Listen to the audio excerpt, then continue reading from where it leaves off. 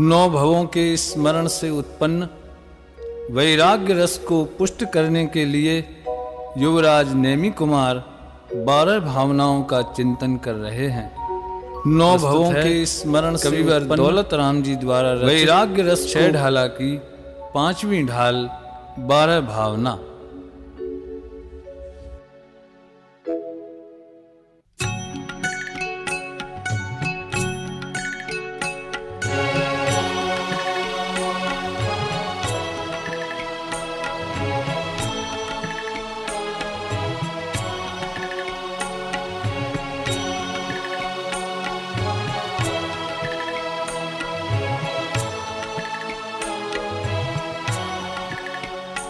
मुनि सकल व्रती बड़ भागी भव भोगन तैं वैरागी।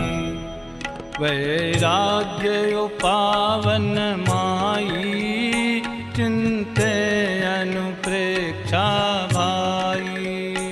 इन चिंतत सम सुख जागे जिमि ज्वलन पवन के लागे। जब ही जिय आत्म जाने तब ही जिय शिव सुख ठाने।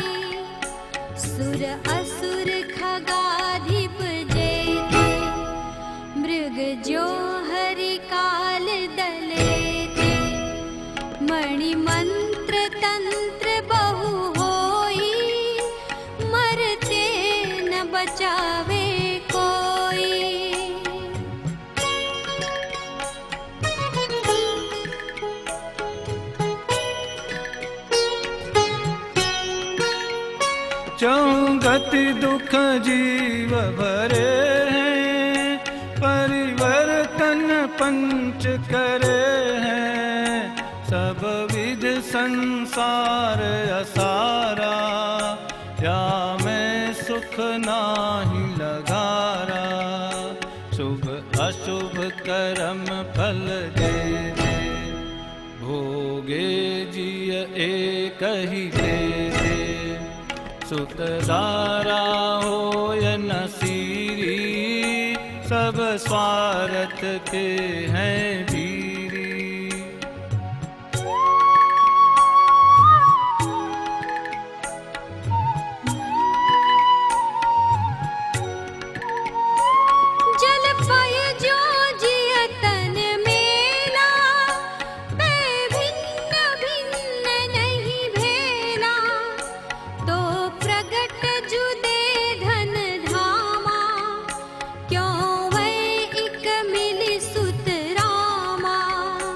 पल रुधिर राध मल थैली की कसव सादिते मैली। नव द्वार बहे घिनकारी अस देह करे किम यारी।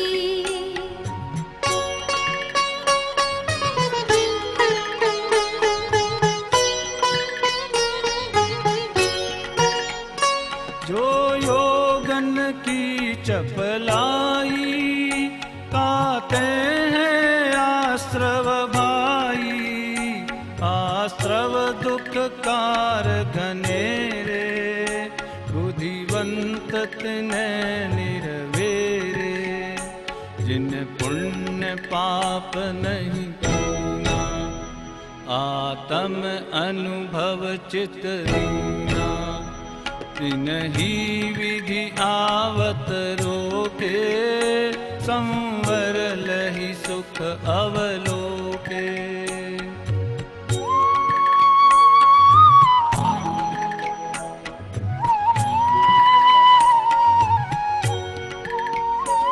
निज काल पाय विधि झरना, तासो निज काजन सरना, तप करि जो कर्म खिपावे, सोई शिव सुख दर्शावे।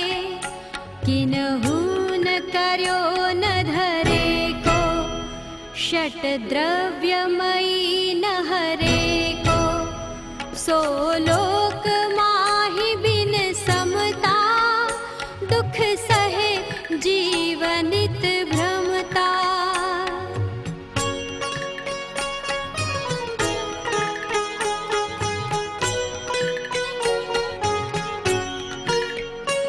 अंतिम ग्रीवक लौकी हद, पायो अनंत वीर्यापद, पर सम्यक ज्ञान न लादो, दुर्लभ निज में मुनि साधो। जो भाव मोह ते न्यारे, दृग ज्ञान व्रतादिक सारे, सो धर्म जबे जिय धारे, तब ही सुख अचल निहारे।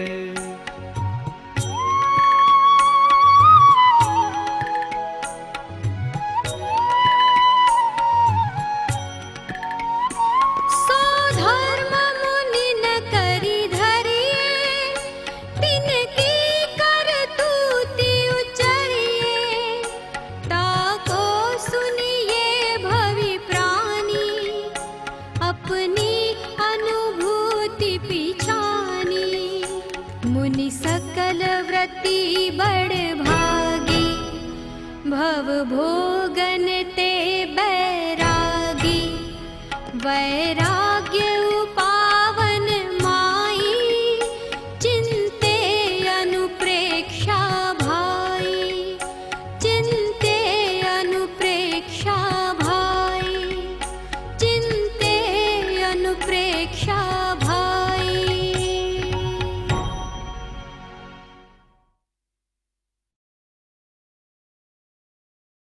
जिन शासन के आधार पंच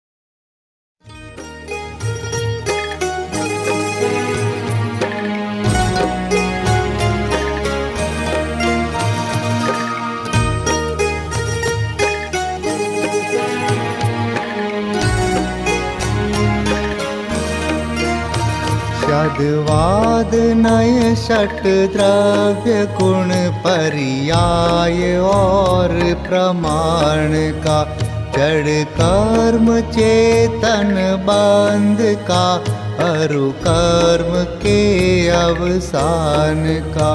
कहे कर स्वरूप यथार्थ जग का, जो किया उपकार है, उसके लिए जिन वाणी माँ को वंदना शत बार है।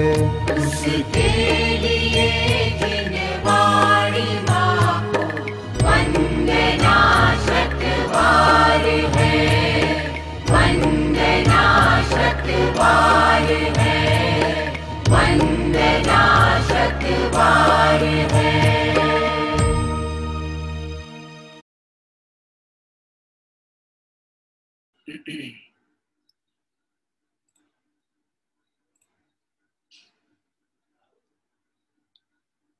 सभी साधर्मियों को जय जिनेंद्र।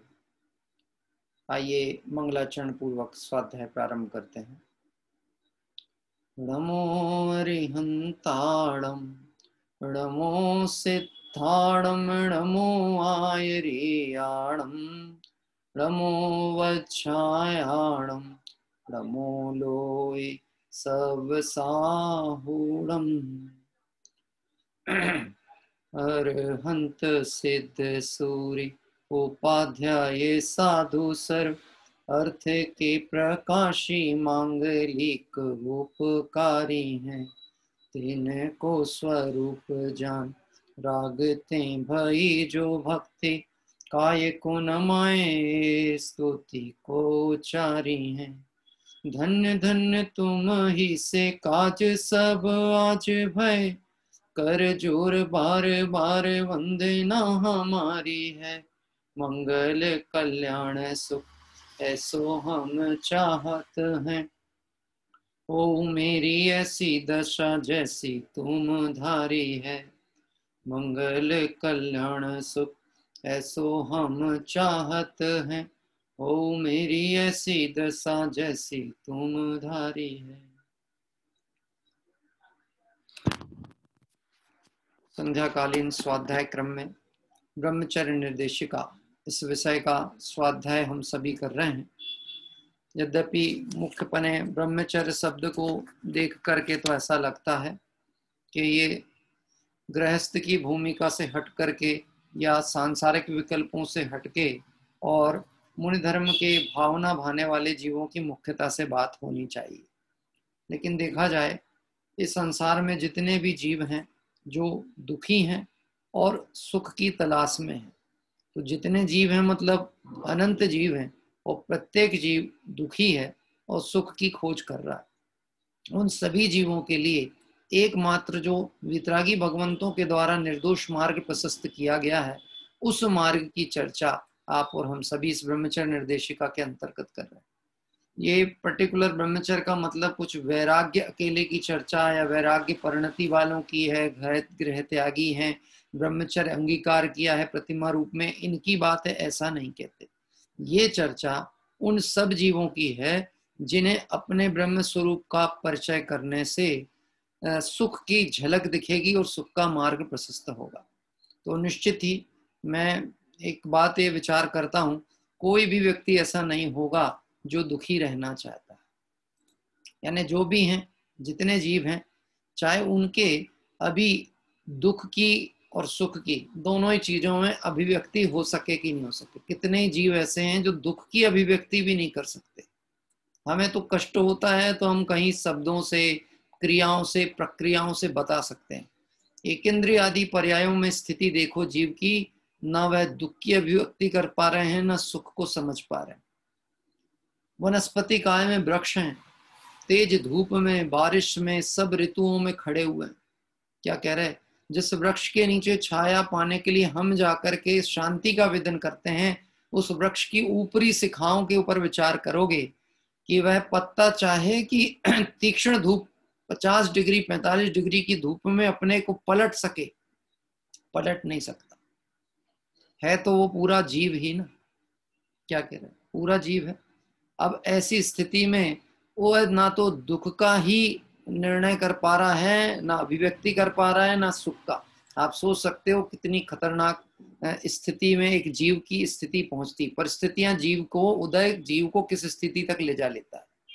और ये वो कोई अन्य जीव नहीं है, ये हम और तुम जैसे ही जीव हैं। और ऐसी पर्यायों में हम और आप भी अनंत बार गए। इसलिए इस ब्रह्म स्वरूप की जो चर्चा है, ये ब्रह्मचर्य की चर्चा वास्तव में भाव का अभाव करने के लिए, संसार दुखों से परिमुक्त होकर के और अपने स्वरूप रूप सिद्ध गति को प्राप्त करने के लिए चर्चा यहाँ प्रेरणा स्वरूप कर रहे हैं हम। आइए आगे बढ़ेंगे। जिस चर्चा में कल तक हम पहुंचे थे उससे थोड़ा सा आगे की चर्चा करेंगे। कल हमारा पॉइंट चल रहा था 32 नंबर का पॉइंट। यद्यपि ये पुस्तकें शायद आपके पास ना भी हों तो कोई विकल्प ना करें, बहुत सरल पॉइंट है पॉइंट को ध्यान से सुने और उसके ऊपर से जो अपन विचार करते हैं उस पे आप भी अपना तत्व चिंतन रखें। क्रोध, लोभ, भय, हास्यादि त्याग कर हित मित प्रिय आगम अनुसार वचनों के अतिरिक्त मौन रहें, विखताओं से सदा बचें। क्या कह रहे हैं? वास्तव में देखा जाए ये जीव संसार अवस्था में जो बहुत अधिक समय हमारा जाता है वह अनर्थ दंड में और विखताओं में ही जाता है। अगर आप काउंट करें, अपना चार्ट बनाएं, तो प्रयोजनभूत में भी दो चीजों को लेना, एक तो मोक्ष मार्ग के प्रयोजनभूत और एक सांसारिक जीवन संचालन संबंधी प्रयोजन। मतलब एक तो गृहस्थ की भूमिका का विकल्प और उस विकल्प संबंधी व्यवस्थाएं, एक वो और एक है हमारा मोक्ष मार्ग। इन दोनों के लिए हम कितना समय लगाते हैं? तो अगर लौकिक जीवन की तरफ से बात करें तो उसमें भी जैसे आज हमको घर से कहा गया कि ये सामान ला दीजिए बाजार से। अब हम निकले थे तो सामान लेने के लिए और रास्ते में कोई मिल गया या कहीं चर्चा वार्ता करने खड़े हो गए, तो वो कोई आपका लक्ष्य नहीं था, प्रयोजन नहीं था, लेकिन उसमें कितना समय व्यतीत हुआ। हो सकता है घर में उस समय आपके द्वारा मांगी गई दवाई औषधि की शीघ्र जरूरत थी, अनाज की जरूरत थी, कुछ भी थी, लेकिन हमने वह समय वहां अपव्यय किया। यानी लौकिक जीवन में भी प्रयोजन से हटेंगे तो खेद, खिन्नता, कलह, विषंबा, तकलीफें होंगी, और मोक्ष मार्ग में अपने प्रयोजन से हट गए तो अनंत भाव चले जाएंगे। बात ख्याल में आ रही? दोनों दृष्टिकोण से इसको देखना। इसलिए लिखा है ऐसी चर्चाओं से बचना, जो क्रोध, लोभ, भय, हास्यादि हैं, ऐसी चर्चाओं से बचना, मौन रहना, अधिक समय मौन रहने का प्रयत्न करना, और विखताओं से सदैव बचना, क्योंकि विखताओं का एकमात्र जो फल होता है वह परिणामों की विहलता और आश्रव का कारण है, और कुछ भी नहीं। आप और ये सब हम प्रत्यक्ष रूप से अनुभव करते हैं। मैं आपसे कहता हूं, निंदा पुराण पढ़ा आपने कभी? निंदा पुराण का लेखक कौन है? नहीं पता? अच्छा, निंदा पुराण के कितने एडिशन है? संस्करण कितने निकले हैं? प्रकाशक कौन है निंदा पुराण का? हाँ, ये कहीं देखने को नहीं मिलता, हार्ड कॉपी में कहीं नहीं है, लेकिन देखा जाए तो जहां 2 लोग 4 लोग खड़े हो जाएं और विकथाएं चालू हो जाएं तो वहां पुराण चालू हो जाता है। वो एक बात बताता है, सामने वाला 4 बातें और बताएगा। तुमको पता है, तुमको ये बात नहीं पता होगी। बात ख्याल में आती? ये कहते हैं निंदा पुराण। और ये निंदा पुराण में जितना रस आता है, यदि प्रथमानियों की एक कहानी एक पुराण के कुछ पन्ने भी पढ़ लेगा तो कुछ ना कुछ प्रयोजन की बात और अपने मोक्ष मार्ग को प्रशस्त करने के लिए निर्देशन प्राप्त होगा, परिणाम सजेंगे। इसलिए यहाँ लिखा है विखताओं से सदा बचें। देखो, इसमें एक बहुत सुंदर चर्चा आई है जो कि रत्नकर्ण शावकाचार्य में व्यवहारिक धर्म की चर्चा के अंतर्गत है। मैं जहां जैसा प्रसंग है उस अनुसार एक बात कहता हूं। यहाँ पर आगे चल करके बात आने वाली है। पुरुषार्थ सिद्धि उपाय ग्रंथ का एक संदर्भ गाथा डाली आचार्य देव ने, यानी समंत भद्र आचार्य के इस रत्नकर्ण शावकाचार्य की टीका में सदा सुखदास जी ने पुरुषार्थ सिद्धि उपाय ग्रंथ का संदर्भ दिया। विषय क्या चल रहा था? सत्याणु व्रत का। और अभी भी चर्चा हम जो कर रहे हैं वो किससे संबंधित है? वचन व्यवहार से। कल आपको ध्यान हो, कल हमने जिस विषय पे बात की थी उसमें यह बात आ रही थी कि वाणी से ही जाना जाता है कि ये व्यक्ति कौन है, और अनंत काल में वाणी का संयोग मनुष्य आदि पर्याय में ही मिला है अक्षरात्मक रूप का। इसलिए महाभाग्य से प्राप्त इस वाणी का सदुपयोग करना, इस वाणी का दुरुपयोग नहीं करना, इन वचनों का दुरुपयोग नहीं करना। और इस परिप्रेक्ष्य में मैं एक और संकेत आपसे कहूं, जिन वचनों से हम अभद्र शब्दों का प्रयोग करते हैं, जिन अक्षरों वर्णों के मिलने पे गालियां बनती हैं, अभद्र वर्ण बनते हैं, दूसरे की निंदाएं बनती हैं, उन्हीं अक्षरों से तो जिनश्रुत भी बने हैं। जिनश्रुत भी तो उन्हीं अक्षरों से बने ना, यही 52 खड़ी है ना। हाँ, यही तो अक्षर है, यही वर्णमाला है ना। नमा सिद्धेभ्या, ये नामा सिद्धेभ्या, ये जो शब्द है अक्षर प्रयोग किए, इन्हीं अक्षरों से तो अपशब्दों का भी संकलन हो सकता है। तो जब हम अपशब्द आदि में विकथाओं में अपना समय बर्बाद करते हैं, मानो हम जिन सूत्र का वर्णवाद करते हैं। ये मैं किस परिप्रेक्ष्य में आपसे कहता हूं, आप विचार करना। मैंने एक बार एक बात कही थी कि मौन लेते हुए भोजन करने का विधान जैन दर्शन में कहा, मौन पूर्वक भोजन करना। यद्यपि वह व्रतों के अंतर्गत की भावना है, इसलिए है कि जो उदय प्रमाण प्राप्त होगा उसको हम समता पूर्वक ग्रहण करेंगे, इसलिए मौन पूर्वक भोजन करेंगे और विकल्प बाहर के नहीं होंगे इसलिए। लेकिन मैं आपसे एक बात कहता हूं, आप विचार करना ध्यान से इस विषय पे। वहां पे मैंने एक दिन आपसे जब चर्चा करते हुए बात पढ़ी थी तो आपसे कही कि मौन इसलिए लेके भोजन करने की बात कही है कि जिस समय हम भोजन करते हैं और बातचीत करते हैं, चर्चा वार्ता करते हैं, उस काल में जो शब्दावली हमारी प्रयोग में आती है उन्हीं से जिनवाणी बनी। तो भोजन झूठे मुंह, यानी भोजन मुख में है, हाथ में, और उस समय हम बात करेंगे तो जिन श्रुत की विराधना, ज्ञानामणि कर्म के बंध का विधान बताया। अब यहाँ पे भी समझना, ये तो भोजन का काल हो गया, तो हमको तो समझ में आ रहा है भोजन करते में समय मुंह झूठा है, परंतु जिस समय हम विखताओं में चर्चा कर रहे हैं, चोर कथा, राज कथा, विखताएं जो चल रही हैं, स्त्री कथा, ये समय में कौन सा परिणति धर्म से संबंधित है? ये तो प्रत्यक्ष में पाप रूप परिणाम है, कषाय रूप परिणाम है। तो इसको अनर्थ दंड में रखा, और इसलिए रखा कि अधिक तो मौन रहना और विखताओं से सदैव बचना। ये प्रेरणा किसको दी गई होगी? मुनिराजों को। हाँ? क्या मुनिराज के तो वैसे ही महाव्रती होते हैं, उनके तो बाहर में भाषा समिति आदि है, वहां तो वचन व्यवहार बहुत अल्प है। क्या कह रहे हैं? रात्रि में कुछ बोलना नहीं है, प्रवचन करते नहीं है। हाँ, दिन में भी अधिक समय सामायिक ध्यान, अपना स्वाध्याय, चिंतन, मनन और आचार्य के द्वारा दी गई आज्ञा अनुसार धर्म आचरण, ये समय अधिक काल उनका व्यतीत होता है। किंचित कदाचित थोड़ा बहुत संभाषण होगा तो वो भी कैसा होगा? वह इस धर्म से संबंधित ही होगा, लौकिक विखताओं की नहीं होगा। इसलिए निश्चित समझना कि ये जो निर्देश किया है ये किसके लिए किया है? गृहस्थ की भूमिका की तरफ से, क्योंकि हमारा अधिक समय इसमें अपव्यय होता है। कहने को हम कहते हैं समय नहीं है, और देखा जाए तो विखताओं में समय का पता लगता नहीं। मैं आपसे कहूं, आप मोबाइल रिचार्ज कराते हैं ना अपना, तो आजकल उसमें ऐसा मिलता है कि आपने मान लो 399 का रिचार्ज कराया एक एग्जाम्पल में, तो उसमें आपको 2000 मिनट बात करने का टाइम मिलता है, 2000 मिनट बात। तो मैं आपसे पूछता हूं कि कभी जब आप नेक्स्ट रिचार्ज कराने वाले हो और आपने उस समय देखा, अरे इस बार तो मेरे 800 मिनट लैप्स हो गए, 800 मिनट की मैं बात ही नहीं कर पाया। मैंने ऐसा देखा, मतलब किसी को बात करते हुए, भैया बहुत नुकसान होता है, 800 मिनट मेरे बर्बाद हो गए, 800 मिनट का यूज नहीं कर पाया, 1200 मिनट कंज्यूम हुए, 800 मिनट बर्बाद हो गए। मैं आपसे पूछता हूं, इस बात के अनुसार जो बात अभी चल रही है विखताओं की, हास्य, कषाय आदि की, इस अपेक्षा से 800 मिनट बचे हैं कि बर्बाद हुए? कि 1200 मिनट बर्बाद हुए हैं कि बचे? बोलो। हाँ, नुकसान कहां से काउंट करना चाहिए? नुकसान कहां से काउंट करना चाहिए? जो अपव्यय हुआ है वो नुकसान है, जो व्यय नहीं हो पाया वो बचत। जो सोच सोच का खेल है। हाँ, मैंने एक बार बताया था ना, एक माता जी ने बरनाल का ट्यूब देखा। बरनाल मतलब जले पे लगाती ना, जले पे। बरनाल बहुत पुराना कंपनी का प्रोडक्ट है, बरनाल शब्द से आती थी। उनकी नजर पड़ी कि ये तो ट्यूब बहुत सारा बचा और एक्सपायर्ड होने वाला है, एक्सपायरी डेट आ गई, एक दिन बाद तो फेंकना पड़ेगा। तो क्या करें?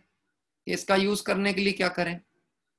हाँ, कि हाथ जला लो अपना। क्या करें? आप सोचना, अभी संसार लौकिक दृष्टिकोण होगा तो विषय भोगों के अपव्यय को ही अपना नुकसान मानता है। हाँ? मैं कहता हूं कि वो पूरा लैप्स हो जाए। कभी ऐसे भी काउंट करके देखो कि इस बार के रिचार्ज में हमने कितना समय, कितना कम से कम समय इसमें कंज्यूम किया। बात ख्याल में आती? ये कहलाएगा इस धर्म को समझने में जीवन में परिवर्तन होने के लक्षण। नहीं तो 24 घंटे में ये जंजाल माथे पे बंधा हुआ चल रहा है। कुछ बच्चों को तो आपने देखा होगा, युवा पीढ़ी को ईयरफोन कान में फंसे ही रहते, ईयरफोन, सोते उठते बैठते हर समय। हाँ, आप तो एक दृष्टिकोण परिवर्तन होने दो, आपको पूरी सृष्टि परिवर्तित दिखती है। मैं सोचता हूँ ये जो मास्क चल रहे हैं ना अभी, ये काय के लिए चल रहा है कि बाहर का संक्रमण अंदर ना जाए और अंदर का संक्रमण बाहर भी ना जाए। ये दोनों चीजों के लिए उसको रखना पड़े तो कोई दिक्कत की बात नहीं, कि हमने मौन अंगीकार किया है, हमें बातें ही नहीं करना, हमें चर्चा ही नहीं करना, हमें दूर रह करके अपने नजदीक आना है। ये मार्ग यहाँ पर प्रेरित कर रहे हैं। देखिए अगला पॉइंट पढ़ते हैं, बड़े सरल सरल पॉइंट है ये तो, अपन एक स्वाध्याय पद्धति से विचार करते हुए निर्णय कर रहे हैं। आप ये समझ लेना, ये पॉइंट पढ़ नहीं रहे हम, इसका विचार करके जो गुण ग्रहण कर सकते हैं हम वो अपने जीवन में करते चले जाएं। सत्य का विरोध कदापि ना करें। क्या कह रहे हैं? सत्य का विरोध कदापि नहीं करें, किसी भी रीति से नहीं करें, किसी रूप में नहीं करें। अब सत्य मतलब क्या होता है, कल इसकी चर्चा की थी। वस्तु का जो स्वरूप है वह सत्य है। सत्य कैसा होता है कि सत्य निरुपाधि होता है, निरपेक्ष होता है, किसी की अपेक्षा नहीं रखता। कभी भी सत्य कथन जब कोई करेगा तो वह तभी कर सकता है जब वह निरपेक्ष हो। यदि आपसे मुझे अपेक्षा हो जाए, समझना, मुझे आपसे अपेक्षा हो जाए, मुझे आपसे कोई वस्तु की आवश्यकता हो और मुझे आपसे वो लेनी है, तो बोलो मैं आपसे वचन व्यवहार कैसे रखूंगा, मधुर रखूंगा कि खरी खरी वाली बात करूंगा? प्रमोद जी, हाँ, मुझे आपसे कुछ प्रयोजन की सिद्धि करना हो तो मैं आपसे क्या बात कहूंगा, जो आपको अच्छी लगे वो वाली कि जो सच्ची बात है वो वाली? कौन सी कहूंगा? कि बोले जो अच्छी लगे वो कहूंगा, सच्ची कहने में डर रहता है, क्योंकि सच्ची बात हो सकता सबको अच्छी ना लगे। हाँ, ये आप सब, हम सब प्रत्यक्ष रूप से इस बात को समझते हैं, सच्ची बात कैसी लगती है। हाँ, जैसे मैं आपसे कहूं, ये जो हमारे परिणाम चल रहे हैं अभी, मिथ्यात्व अवस्था के कारण जीव का जो परिणाम चलता था अभी तक, कषाय युक्त परिणाम है, मायाचारी का परिणाम है, क्रोधमान माया लोक का परिणाम है, ये सब जितने परिणाम थे, इन परिणामों का फल कर्णानियों की भाषा से, कर्मबंध के अनुसार से कहें तो नियम से नरक तिर्यंच आदि गति है। नियम से तो यदि मैं आपको कहूं कि आप अपना परिणाम बताएं, मैं आपको आपकी गति बताता हूं, समझ गए आप? अगर मैंने ऐसी बात रखी तो आप बोलो अपने कौन से वाले परिणाम बताना चाहोगे, जो तिर्यंच आदि गति के बंध वाले हैं, नरकादि वाले हैं, या जो मंद कषाय आदि वाले हैं, कौन सा? अभी प्रैक्टिकल करते हैं। घर की बात है तो कम, दरवाजा अंदर से बंद है, अपन अंदर अच्छे से बात कर सकते हैं, बाहर वाला कोई नहीं सुनता। क्या कह रहे हैं? अब मैं आपसे पूछता हूं, आज सुबह से अभी तक हमने मनुष्य गति संबंधी और देव गति संबंधी दो गतियों की बात करें। देव गति इस अपेक्षा से कि संयम की आराधना में जो कमी रह जाए तो उसके कारण से वो मिले, और मनुष्य आदि गति के परिणाम भी आपको मालूम है कि किन भावों से मनुष्य गति मिलती है। तो आज सुबह से अभी तक का हम विचार करें कि हमारे कौन से परिणाम हुए जो मनुष्य गति और देवगति संबंधी।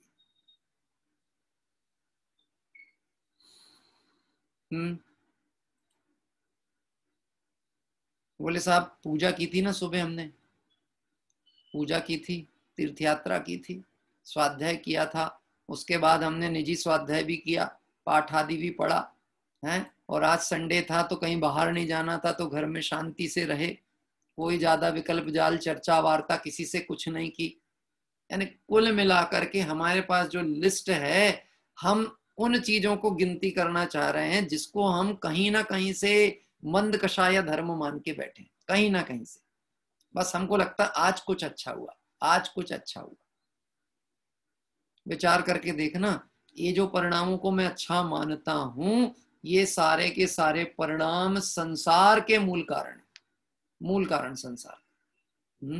इसमें कितने ही परिणाम जिसे हम धर्म मान के बैठे हैं, उस समय भी परिणति परिणाम कैसा था कोई ठिकाना नहीं। पूजा करते समय जिनदत्त सेठ को सामायिक करते समय तिर्यंच गति का बंध हो गया। हाँ, मेंढक की पर्याय में चला गया। क्या करते समय? सामायिक करते समय। जबकि आप और हम सब ने तो सुना है कि सामायिक के काल में तो गृहस्थ मुनि जैसा हो जाता है।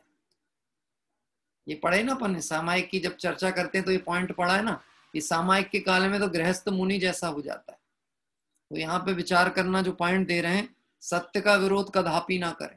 भले कदाचित अभी स्वीकृति में नहीं आ पाता हो तो भी मार्ग ऐसा है, इसको दृढ़ता से स्वीकार करने की हिम्मत लाए। क्या सत्य का? नहीं तो एक को तर्क होता है, साहब अभी तो काल कौन सा चल रहा, आप उस हिसाब से बात करो। हाँ, कि पंचम काल है, इसमें सहनन कमजोर है, शिथिलता है, परिस्थितियां प्रतिकूल हैं, अब इसमें तो थोड़ी बहुत कमजोरी तो चलेगी। अच्छा, कहाँ चाहते हैं कमजोरी हम? मुनि धर्म में कि गृहस्थ धर्म में? कहाँ कमजोरी की अपेक्षा रखते हैं? क्यों साहब, पंचम काल में मुनि धर्म की कमजोरी स्वीकृत हो सकती है? नहीं, तो गृहस्थ धर्म की हो सकती है। हाँ, कि दूसरे की बात आए तो कहे हाँ नहीं साहब, उनका तो मार्ग दृढ़ होना चाहिए, पंच परमेष्टि बहुत आदरणीय वंदनीय पद हैं, आचार उपाध्याय साधु, वहां तो दृढ़ता होना। पर गृहस्थ की भूमिका में, कि गृहस्थ की भूमिका में भी सत्य की स्वीकृति उतनी ही दृढ़ता से होनी चाहिए, क्योंकि मार्ग तो एक सा ही है। हाँ? क्यों चौथे काल में चौथा गुण स्थान होता था कि नहीं होता था? होता था। और पंचम काल में अच्छा पहला गुण स्थान होता था कि नहीं चौथे काल में? होता था। हाँ? अरे जब द्रव्य था, जीव द्रव्य है त्रैकालिक, तो जीव द्रव्य के अनुसार जो परिणामों की तारतम्यता वो होगी कि नहीं होगी? ये वो होगी, और जैसी होगी उस अनुसार ही गुण स्थान होगी। इस सत्य को स्वीकार करें। हाँ, और एक सत्य और स्वीकार करें, आचार्य कुंद कुंद स्वामी का, नहीं अप्रमत्त प्रमत्त नहीं जो एक ज्ञायक भाव है, इस रीति शुद्ध कहा है अरु जो ज्ञात वो तो वो ही है। ये सत्य भी स्वीकार करो। एक तो गुण स्थान की तरफ से बात कर दी, ये चौथा भी होगा, पहला भी होगा, आगे के भी होंगे, लेकिन उसके बाद में ना मैं प्रमत्त हूं ना मैं अप्रमत्त हूं, ना मैं वो नीचे के गुण स्थान वाला हूं ना ऊपर के गुण स्थान, मैं तो गुण स्थानातीत द्रव्य स्वभावी आत्मा हूं। ऐसे सत्य को सदैव स्वीकार करें, सदा स्वीकार करें। और कहूं एक बात, अपने को क्या स्वीकार करना है अभी हमको? गृहस्थ की मुनि, रोगी की निरोगी, हाँ, परिवार वाला की परिवार रहित, क्या स्वीकार करना है इस समय? इस समय क्या स्वीकार करना है? सदा सत्य स्वीकार करना है ना। तो क्या स्वीकार करना है? अगर आत्मा देखोगे तो त्रिकाली सत्य की स्वीकृति आज कहलाएगी, और अगर पर्याय की तरफ से देखोगे तो ये समस्याएं उत्पन्न होने वाली। तो अभी भी हमको क्या देखना है अपने को? क्या देखना है? देखो, ये बात को जितने जल्दी स्वीकार करेंगे, जितनी गंभीरता से, जितने धैर्य से स्वीकार करेंगे, उतनी जल्दी निराकुलता का आनंद प्रारंभ होगा। बहुत निश्चित ही जो काल चल रहा है, ये काल बड़ा भयाक्रांत कर देता है यदि आप सावधान नहीं हैं तत्व विचार की दृष्टिकोण से। बहुत जल्दी आपकी विहलता आने वाली है, और आती भी है गृहस्थ की भूमिका में। छोटी छोटी सी बातें प्रति समय जो प्रसंग बन रहे हैं, उसमें आपका विकल्प जंजाल हो जाता है। बहुतायत व्यक्ति इस बात से भी प्रभावित हो रहे हैं। आज आजीविका प्रभावित हो गई लोगों की। हाँ, उपचार नहीं मिल पा रहा है, बाहर में भोजन पानी की व्यवस्थाएं, कितने ही जीवों को ऐसी तकलीफ और इस विहलता से गुजर रहे हैं। अब बोलो, इस समय में भी सत्य की बात की जाए तो सत्य क्या कह रहा है कि तुम तो अपने ज्ञायक स्वभाव को दृढ़ता से स्वीकार करो। ये सब परिस्थितियां हैं, ये सब बाह्य स्थितियां हैं, इससे कुछ भी होने जाने वाला नहीं है। ये सब काल कर्म उदय अनुसार हैं और आएंगी और जाएंगी। सत्य का कदापि विरोध नहीं करना। कौन विरोध करता है? बोलो, कौन विरोध करता है? मैं स्वीकार नहीं करता, यही विरोध है। हाँ, देखो, एक बात तो ऐसी होती है, किसी विषय पे अपना मत रख देना, और एक बात ये होती है कि उस विषय पे अपनी तरफ से कुछ नहीं कहना। कुछ नहीं कहने का मतलब क्या है? जैसे मान लो आपने मुझसे कहा कि साहब मैं यहाँ पर ये दुकान खरीद रहा हूं, इस विषय में आपका क्या विचार है? खरीदना चाहिए कि नहीं खरीदना चाहिए? तो मैंने कहा भाई मैं इस विषय में आपको कोई जवाब नहीं देना चाहता। अब आप समझ सकते हो कोई जवाब नहीं देने का मतलब क्या है। हाँ, जबकि अभी कोई मेरे अनुमति त्याग प्रतिमा नहीं है, समझना। अभी अनुमति त्याग प्रतिमा तक नहीं पहुंचा हूं, गृहस्थ की भूमिका में हूं। तो आप मुझसे अपेक्षित रहोगे कि सलाह दें, और मैंने कह दिया मैं इस विषय में कोई सलाह नहीं देना चाहता, इसका मतलब आप समझ रहे हो कि मेरा मौन रूप से निषेध उत्तर है। क्या उत्तर है? मौन रूप से मैंने निषेध कह दिया कि भैया मेरे हिसाब से ये उपयुक्त नहीं है, पर मेरी बात हो सकता आपको ना जचे, इससे अच्छा है कि मैं मौन रहूं। बात क्या है मेरी? तो सत्य का कदापि विरोध ना करें, मतलब जब तक सत्य स्वीकार नहीं करेंगे तब तक विरोध ही चल रहा है। हाथ उठाना, पंच परमेष्टि के समर्थक लोग हाथ उठाएं। जो पंच परमेष्टि के समर्थक हैं वो हाथ उठाएं। जो हाथ ही उठाने की हिम्मत नहीं कर पा रहे वो समर्थक कैसे? हाँ? अच्छा, अब जो वह लोग हाथ उठाएं जो पंच परमेष्टि के विरोध करते हैं। कोई नहीं उठाने वाला, मुझे पक्की बात मालूम। तो फिर पहले वाले में हाथ उठाना चाहिए था ना, कि हम पंच परमेष्टि के समर्थक हैं, उनके मार्ग के अनुयायी हैं, उनके बात को स्वीकार करते हैं। देखो, जब तक श्रद्धा में स्वीकृति नहीं आएगी तब तक विरोध है। जब तक श्रद्धा में स्वीकार नहीं हुआ विरोध, देव शास्त्र गुरु का विरोध नहीं साहब, हम मानते हैं। आपको ध्यान है, एक भजन की पंक्ति में मैंने ये लाइन डाली हुई है, प्रभु को तो मानते पर प्रभु की नहीं मानते। ये किसके लिए लिखा है? अरे अगर लिखने का विकल्प मेरा था तो वो लाइन मेरे लिए पहले लागू होने वाली। प्रभु को तो मानते पर प्रभु की नहीं मानते, मोह की महिमा तो देखो वस्तु सत नहीं जानते, पंच प्रभु भी जिसे ध्याते आत्मा सुखान है, धन्य है वह जीव जिनके आत्मा है ज्ञान। क्या कह, धन्य है वह जिनके ज्ञान में आत्मा है। उन्होंने सत्य को स्वीकार किया, तो सत्य का कदापि विरोध नहीं करें।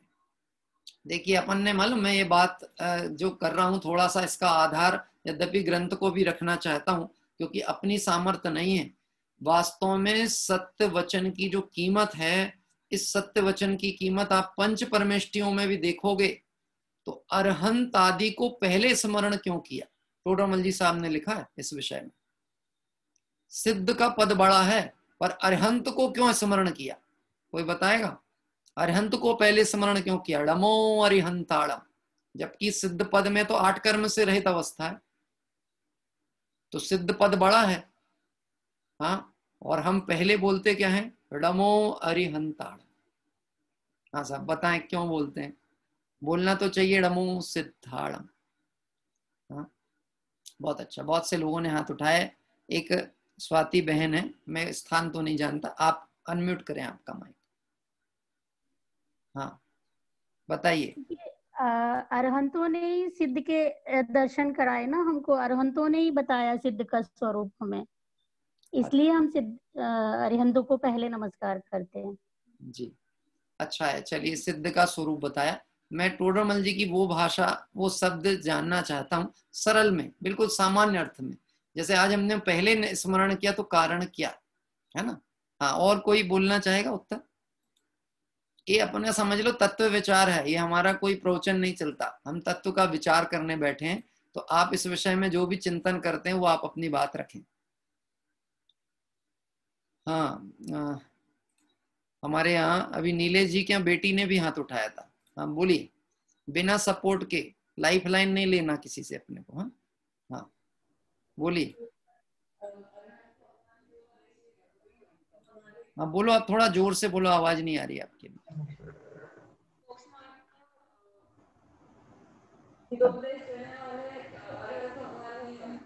नहीं, आपकी आवाज नहीं पहुंच रही, मुझे स्पष्ट आवाज नहीं आ रही। हाँ नीलेश जी क्या बोल रही हैं वो बताइए आप। अरहंत भगवान हितोपदेशी है, मोक्ष मार्ग का उपदेश देते हैं। अच्छा, वे सिद्ध बनने की प्रेरणा देते हैं। बहुत अच्छा। चलिए, इन्होंने कहा कि अरहंत आदि को हमने इसलिए स्मरण किया क्योंकि हितोपदेशी हैं। मालूम है टोडरमल जी साहब ने क्या लिखा? कोई पागल भी व्यक्ति होगा ना तो बिना प्रयोजन के कोई काम नहीं करता। पागल भी, तो हम पागल तो नहीं है ना कम से कम, तो हम बिना प्रयोजन के तो कुछ नहीं करेंगे। जिनसे हमारे कार्य की सिद्धि होती हम पहले उसको याद करते हैं। क्या कह रहे हैं? अरहंत आदि के उपदेश से मुझे सुखी होने का मार्ग मिलता है। सिद्ध भगवान के तो वचन व्यवहार है ही नहीं, सिद्ध तो अशरीरी हैं, दिखते नहीं है। दिखते कौन है? समोषण में विराजित अरिहंत भगवान। उपदेश किससे मिला? दिव्य धनी किससे मिली? सुखी होने का मार्ग किससे मिला? अरहंत आदि से। इसलिए प्रथम स्मरण किससे हुआ? किसे किया? अरहंत आदि को। अब आप ध्यान रखना, सत्य वचन की चर्चा जो की जा रही ना, सत्य का कदापि विरोध ना करें, उसमें अरहंत को स्मरण किया। देखो मैं शब्द पढ़ के देता हूं क्या लिखे हैं। पंच परमेष्टि में भी वचनगत उपकार के प्रभाव से प्रथम अरहंतों को ही नमस्कार करते हैं। ज्ञानी वितरागी के वचनों से स्वर्ग नरक आदि 3 लोक प्रत्यक्ष के समान दिखाई देते हैं। क्या कह रहे हैं? दिव्य धनी जिनवाणी को पढ़ो तो ऐसा लगता है सारी चीजें सामने रखी हुई दिख रही हैं। हाँ, अगर आप सोचो ये निर्दोष वितरागी मार्ग हमारे कानों में नहीं पड़ा होता और आज हमारे श्रद्धा के विषय में नहीं आ रहा होता तो हम कहाँ पड़े होते? दिगंबर जैन कुल में उत्पन्न होने के बाद भी कहीं घंटी बजा रहे होते बैठ के। क्या कह रहे हैं? अब कई तरह की घंटियां हो सकती हैं, वो मंदिर की भी घंटियां हो सकती हैं और नहीं तो कषायों की भी घंटियां होती हैं, वो बजती रहती इधर उधर। धर्म के नाम पे विसंवाद, चर्चा, वार्ता, ऐसी में उलझे पड़े रहते। आज एक आर्टिकल आया है, आप सभी ने पढ़ा होगा। हाँ, एक आर्टिकल चल रहा है बहुत बड़ा पीडीएफ के ऊपर कि धर्म के संबंध में जो लोग अपने मंतव्य प्रस्तुत कर रहे हैं उनके हाथ से जर्दा पाउच और ये हटे नहीं है और वो धर्म के ठेकेदार बन करके और कहते हैं हम सही दिशा का प्रदर्शन करेंगे। क्या कह रहे हैं? हाँ, अधिकारी नहीं हो आप बोलने के। किसी विषय की समीक्षा करने के लिए उस विषय का ज्ञान होना चाहिए। न्यायाधीश कौन होता है? न्यायाधीश वो होता है जो उभय पक्षों को सुनने के बाद भी संवैधानिक पद्धति से उसका निर्णय करे, किसी पक्ष से प्रभावित ना हो, है ना। तो ये अरिहंत आदि भगवान कैसे हैं कि ये सत्य वचन के द्वारा, इनके सत्य वचन की सत्यता के कारण इस पंचम काल में धर्म चल रहा है, इसलिए हम अरिहंत आदि को पहले स्मरण करते हैं। आज हमें जो धर्म मिला है, यदि दिव्य धनी नहीं होती, माँ जिनवाणी नहीं होती तो हम कहाँ होते। या जग मंदिर में अनिवार, अज्ञान अंधेर छयो अति भारी, श्री जिन की धुनि दीप सिखा, समझो नहीं होत प्रकाशन हारी, तो किस भांति पधारत पाती, कहाँ लहते रहते अविचारी, या विधि संत कहें धनी है जिन बैन बड़े उपकार। क्या कह रहे? ये सत्य वचन नहीं होते ना पंचपरमेष्टियों के, अरिहंत आदि के, हमें कोई मार्ग बताने वाला नहीं होता। ये जो जिनवाणी है ना, जिनवाणी ये क्या है? कलिकाल सर्वज्ञ है। क्या है? कलिकाल सर्वज्ञ माँ जिनवाणी माता। देखिए अगले पॉइंट की तरफ बढ़ते हैं। बहुत अच्छी चर्चाएं हैं। मैं तो ऐसा देखता हूं कि मैं ग्रंथों के संदर्भ जब भी खोल के देखता हूं किसी विषय के संबंध में, तो ऐसी स्थिति है कि जहां से चालू करो ऐसा लगता है बस अब वो धारा वहीं से आगे बढ़ती चली जाए, है? देखो ऐसा होता है, थाली में व्यंजन सजे हो, आपको जो चीज ज्यादा प्रिय हो, थाली में मिठाई हो, रबड़ी हो, खीर रखी हो, आपके प्रिय हो, आपका ध्यान बार बार कहाँ जाएगा? अरे ध्यान छोड़ो, संस्कार बस ग्रहण करने में ज्यादा वस्तु कौन सी आने वाली? ज्यादा कौन सी आएगी? हाँ? जो प्रिय होगा वो ऑटोमेटिक वो क्वांटिटी उसकी बढ़ती चली जाएगी। आप तो जिनवाणी के कहीं भी जाना, आपको अपना हित यदि भाषित होता होगा तो हर जगह से आप अपने तत्व विचार को पोषित कर सकते हैं, मार्ग का प्रशस्त कर सकते हैं। देखिए ऐसा लिखा है, सत्य का कदापि विरोध इसलिए नहीं करना क्योंकि असत्य वचन के प्रभाव से मिथ्या देवियों की आराधना प्रवृत्ति चलती है। क्योंकि सत्य स्वरूप नहीं पता है इसलिए असत्य धर्मों का प्रचार हो रहा। आज सुबह मैंने एक बात कही थी ना आपसे कि जो गवर्नमेंट ने कमेटी बनाई है उसमें जैन दर्शन के लिए कोई स्थान ही नहीं रखा, जैनियों का इन्वॉल्वेशन नहीं है। क्या जैन दर्शन ने कोई कहना चाहिए संसार के जीवों को सुखी होने के लिए, राजमार्ग बताने के लिए, निष्प्रयता के लिए, अहिंसा सत्य का उपदेश नहीं दिया जैन दर्शन ने? देखा जाए तो एक जैन दर्शन के अलावा और मार्ग है कहाँ? लेकिन इसके बाद भी स्थान नहीं है उसको। हाँ, क्यों? क्योंकि असत्य वचन के प्रभाव से मिथ्या देवियों की आराधना प्रवृत्ति चलती है, इसलिए कभी सत्य का विरोध नहीं करना। पक्ष पकड़ के कभी सत्य समझ नहीं आता, इसलिए निष्पक्ष होकर तत्व को स्वीकार करना। आप ये समझ लेना, आप यदि ये बात सोच के बैठे हो ये डॉक्टर के दवाई काम नहीं करती, तो मैं कहता हूं ना आप अपना पैसा बर्बाद करो ना समय, उसके पास जाओच नहीं, यदि आपको श्रद्धा नहीं है तो। क्या कह रहे हैं? अगर आपको लगता है कि मुझे तो रोग का शमन कराना है, इलाज कराना है और ये वैद्य अच्छा है, इस विश्वास के साथ जाओगे और उसके द्वारा बताई गई औषधि का सही समय सेवन करोगे तो ही स्वस्थ हो सकते हैं। इसलिए कभी सत्य का विरोध नहीं करना चाहिए। जिसमें स्वयं को शंका हो उसका उपदेश भी नहीं करें। क्या कह रहे हैं? अपने को स्वयं शंका हो ऐसे उपदेश कभी नहीं करना। मतलब धर्म मार्ग की भी चर्चा हो या लौकिक जीवन की चर्चा हो, व्यर्थ का, जिसको हम कहें ना, बेमतलब का ज्ञान नहीं बांटना।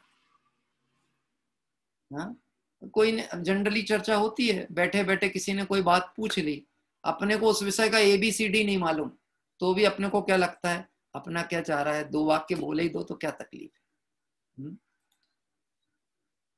क्या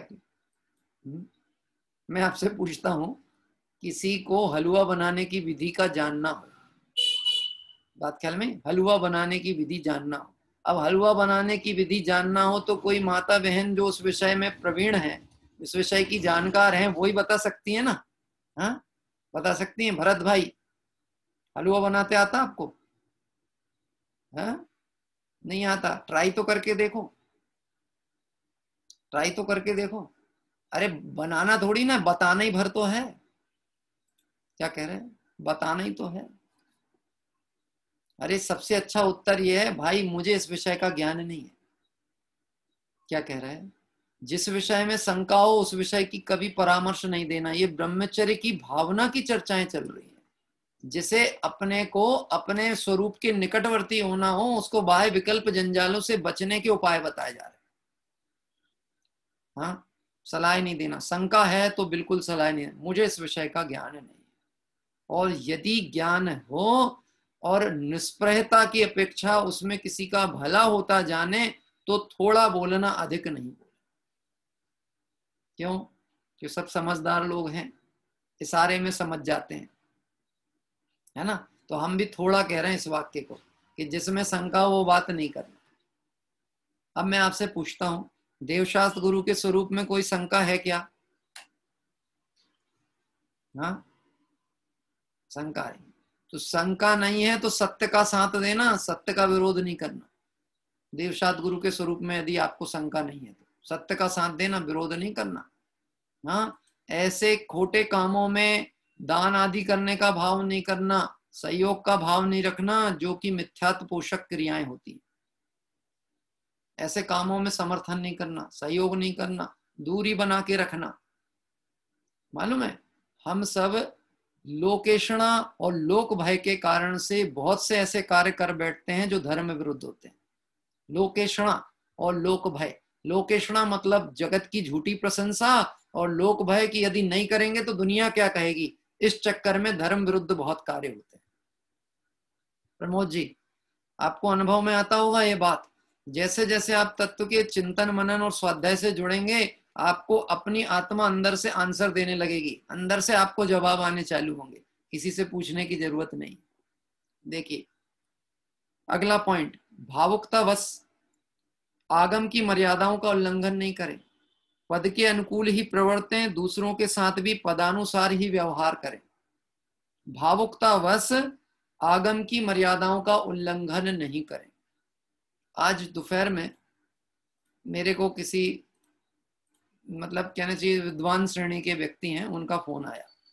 करीब 20-25 मिनट उन्होंने मुझसे बातचीत की, और वो तो, मैं छोटा हूँ वो बड़े थे, तो उन्होंने बात की, मैंने तो सुना ही सुना। वो इस विषय पे उन्होंने मेरे साथ, तो मतलब मेरा मंतव्य जानना चाह रहे थे, मंदिर खोलना चाहिए कि नहीं खोलना चाहिए। हाँ, वो इस विषय पे बोल रहे थे कि मंदिर खोलना चाहिए कि नहीं बोलना चाहिए, क्योंकि वो जिस नगर से हैं उस नगर की समाज ने तो सर्कुलर निकाला था कि मंदिर नहीं खोलना। वह बोले मैं तो अड़ गया। किस बात पे अड़ गया? ये दुकान तो खोल सकते हो, बाजार जाने में कोरोना नहीं हो रहा, मंदिर जाने में कोरोना होता है। तो बोले आप क्या क्या स्थिति है? मैं कहा वहां अभी मंदिर बंद चल रहे हैं। नहीं आपका क्या मंतव्य है? मैं कहा बड़े आप हो, मैं तो सिर्फ सुनने के लिए हूं, आप तो अपना विचार बता दो, मैं क्या कह सकता हूँ। क्या कह रहे हैं आप बताओ, आपका विचार क्या है। हाँ, परिस्थितियां अलग अलग जगह की अलग अलग है, लेकिन एक बात हम शुरू से विचार करते आ रहे हैं, हमें राज आज्ञा विरुद्ध कोई बात नहीं करनी। राज आज्ञा कहें या जिन आज्ञा, जैनी मतलब कौन, जो जिन आज्ञा को माने सो जैनी। हाँ, ये बात बहुत समझने की है। भावुकतावश आगम की मर्यादाओं का उल्लंघन नहीं करना, भावुकतावश, नहीं तो छोटी छोटी सी बातों में खोटी परंपराएं चालू हो जाती हैं। मैं आपसे एक बात कहता हूं, कई लोग मुझे तीर्थ यात्रा के प्रसंग में कहते हैं हम अपने यहाँ का अभिषेक पाठ वगैरह की जो क्रिया है उसका वीडियो आपको भेजें क्या। हाँ, और लगभग यदि कहीं का आता भी है तो मैं दिखाता नहीं हूं। मैं तो खुले रूप में कह रहा हूं आपके सामने, सबके सामने, मैं दिखाता नहीं। क्यों नहीं दिखाता? क्योंकि बहुत प्रश्न उत्पन्न होते हैं, लोगों के मन में शंका उत्पन्न होती है, साहब ऐसा क्यों होता है, ये सही है कि गलत है। अब ये भी तो सब धर्म समझने वाले लोग हैं, फिर वो ऐसा क्यों करते हैं। बोलो, हम ये धर्म क्रिया करके निराकुल होना चाहते हैं कि विकल्प जंजाल के कटघरे में लोगों को खड़ा करना चाहते हैं। इसलिए भावुकता में काम नहीं करना, भावनाओं से करना, सावधानी से करना, भावुकता से कोई काम नहीं करना चाहिए। और पद के अनुकूल ही प्रवर्तें, जितनी अपनी भूमिका है उस अनुसार बात करें, उस अनुसार चर्चा करें, उस अनुसार व्यवहार रखें। और जो आपसे बड़े पद वाले हैं उनके लिए यथा योग्य विनय व्यवहार, उनकी बात सुने भी, और जो ग्रहण करने योग्य उसे अवश्य ग्रहण करें। ऐसा मर्यादा का ध्यान रखें। आगे आता है पॉइंट, सरल पॉइंट है इसलिए मैं इसको थोड़ी शीघ्रता से लेके बढ़ूंगा। मात्र अपने राग को मुख्य न करके दूसरे की मर्यादाओं का भी ध्यान रखें। अपने राग को मुख्य ना करें। सुनना भैया, बड़े पंडित साहब का कथन है, कहीं कोई आपत्ति होगी तो एड्रेस मुझसे ले लेना मायन जाने का। क्या कह रहे हैं? और टिकट भी आप कहोगे तो हम स्वाध्याय प्रेमी ग्रुप से कलेक्शन करके टिकट भी आपकी बुक करा देंगे। लेकिन भैया क्या कहते हैं, जो भी समस्या हो डायरेक्ट डिस्कशन करना, हम तो पोस्टमैन है, इसमें हमारा कुछ लेना देना नहीं है। बात लिखी है, अपने राग को मुख्य न करके दूसरे की मर्यादा का उल्लंघन न करें। किसी किसी को ऐसा राग होता है जब जिन आज्ञा या मर्यादा मंदिर की ऐसी कि एक बार प्रक्षाल हो गया, अब प्रक्षाल के बाद आप प्रतिमा को स्पर्श नहीं कर सकते, भले उस प्रतिमा के विराजमान करता आप नहीं, आपके पिताजी क्यों ना हो। हाँ, देखो, भगवान तो बनने की छूट है, भगवान का बाप बनने की कोशिश करना अच्छी बात नहीं। भगवान तो बनवा, बिल्कुल भगवान बनने के लिए मार्ग है, भगवान के पिताजी बनने के लिए परेशान नहीं। ये पंचकल्याणक में मैंने सुना था, छोटे दादा बोलते हैं ये वाली बात, हाँ, कि इंद्र बना दो चलेगा, राजा बना दो चलेगा, भगवान के माता पिता बना दो चलेगा, किसी से बोलो भगवान बन जाओ, ऐसा थोड़ी ना होता। अभी तो हम ये सब बन सकते, वो नहीं बन सकते। वहां उन्होंने क्या कहा, वहां शब्द है, वो तो खैर अधिकारी है उतना दम से बोलने के, तो वो तो कह देते हैं कि भगवान पर किसी को नहीं बनना, सबको भगवान का बाप बनना है। डॉक्टर साहब छोटे दादा के शब्द हैं भैया, हैं, हाँ, मेरे नहीं है। ये शब्द हैं, आपने लोगों तो सुना होगा, पंचकल्याणक में कई बार उन्होंने बोला भगवान के बाप बनना है, भगवान नहीं बनना। क्यों कहा ऐसी बात? कि हम जो जिन आज्ञा है, जिन मर्यादा है, उसमें अपने राग के कारण उस मर्यादा का उल्लंघन कर बैठते हैं। देखो क्या लिखा, अपने राग को मुख्य करके दूसरे की मर्यादा का भी ध्यान रखें। अपनी भावनाएं होती हों अलग बात है, लेकिन फिर भी जो मर्यादा है, चाहे वो जिन धर्म की हो, चाहे वो गृहस्थ की भूमिका हो, उसका उल्लंघन नहीं करना चाहिए। आप ये समझना, ये नीति वाक्य नहीं चल रहे हैं, ये मोक्ष मार्ग में ब्रह्म भाव की आराधना करने वाले जीवों को निर्देश है। ये नीति वाक्य नहीं है, नैतिक शिक्षा के लिए नहीं। यद्यपि धर्म मार्ग नैतिक शिक्षा से जुड़ा होता ही है। मैं आपसे पूछता हूं, जो अणुव्रतों का पालन करेगा उसका नैतिक जीवन कैसा होगा? जो अष्टमूल गुण का पालन करेगा उसका बाह्य जीवन कैसा होगा? हाँ, अरे जो छने पानी का नियम रखेगा, जो उन जीव राशियों के प्रति करुणा का भाव रखता है जो कि प्रत्यक्ष नेत्र गोचर नहीं है, वह संगी पंचेंद्रिय के प्रति कैसा व्यवहार करेगा? बात ख्याल में आती? मैंने क्या कहा, छना पानी पीने वाला, पानी छान के पीने वाले का व्यवहार संगी पंचेंद्रिय के प्रति कैसा होगा? आंखों से दिखने वालों के प्रति कैसा होगा। स्पष्ट कहूं बात इतनी स्पष्ट ऐसी है कि पानी पिए छान के, एक कोई ने कोटेशन कहा था मुझे रास्ते चलते में, मैंने तो कान में पड़ गया था। हाँ, पानी पियो छान के और जीव मारो जान के। बोलो ऐसे में जिन धर्म की प्रभावना होने वाली कि अप्रभावना होने वाली। पानी तो पिए छान के और जीव मारे जान के। अब चींटी मर गई, 2 इंद्रिय जीव, 3 इंद्रिय जीव मर गई, तो खेद खिन्नता होनी चाहिए कि नहीं? उसके प्रति क्या कहते हैं, अपने परिणामों की आलोचना होनी चाहिए कि नहीं? प्रायश्चित होना चाहिए कि नहीं? अब क्या करेंगे साहब, हम तो देख के करते हैं। अब उनकी आई गई होगी आयु कर्म, तो कोई बचा सकता है क्या उनको? समझना, पानी पिए छान के और जीव मार रहे जान के। अभक्ष सेवन कर रहे हैं मतलब जीव जान के मार रहे हैं। अयत्नाचार पूर्वक प्रवर्तन कर रहे हैं मतलब जानबूझ के हिंसा कर रहे हैं। और बोल दो हैं पंडित जी, बोलते जाओ। अभी जब तक आमना सामना नहीं हो रहा है, जितना बोलना है बोल लो, फिर जब आमना सामना होगा, जब देखेंगे अपन बात करेंगे। जितना बोलना बोलो। क्यों साहब, लॉन में नाच नाच करके भोजन करे और दिगंबर जैनी कहलाए, तो ये शोभा की बात है कहीं से? बाजार की केटरिंग वालों का भोजन करे और फिर हम अपने बात करें कि हम समय सार शुद्धात्मा की चर्चा करते हैं, तो ये शोभा देता कहीं से? हाँ, किसी ने भेजा वो मॉस्किटो रॉकेट चलाना है कि नहीं चलाना चाहिए, वो मॉस्किटो रॉकेट। अब क्या क्या बताएं और क्या क्या नहीं बताएं। स्वयं समझदार हैं, समझना चाहिए। आप तो ये विचार करो, अंतर अभिप्राय में, यद्यपि मैं ना किसी को मार सकता हूं, ना मुझे कोई मार सकता है, ना मैं किसी की रक्षा कर सकता हूं, ना मेरी कोई रक्षा कर सकता है, ऐसा जानने पर भी करुणा होती है कि नहीं ज्ञानियों के जीवन में? ये निश्चित करुणा होती है। जीव मात्र के प्रति करुणा होती है। करुणा संबंधी प्रवर्तन भी होता है। जीव रक्षा के प्रति सावधान रहते हैं, बुद्धि पूर्वक ऐसे कार्यों से बचते हैं जिसमें हिंसा या अत्याचार आदि ना हो। मैं लौकिक जीवन की बहुत चर्चाएं ना करते हुए सिर्फ कुछ धार्मिक दृष्टिकोण से कुछ बात विचार करने अवश्य कहना चाहता हूं। मंदिर के अंदर तो कम से कम हम मर्यादा से रहें। अन्य मत में जहां पर लक्ष्य का ठिकाना ना भी हो, वहां भी मंदिरों के कुछ नियम होते हैं, उस नियमों का पालन होता है। अगर आप कभी किसी गुरुद्वारे में आपको जाना पड़ जाए, और ना भी जाना पड़े, लेकिन आपको इतना तो पता ही होगा ना कि वहां के कुछ नियमावली होती है, कैसे प्रवेश करना, कैसे बैठना, क्या करना क्या नहीं करना। हाँ, आपको मालूम, ज्ञानी जेल सिंह तो भारत के राष्ट्रपति थे। ज्ञानी जेल सिंह, एक बार उनसे उल्लंघन हुआ था कोई नियम का, तो उनको उनकी संप्रदाय समाज ने निकाल दिया था उससे।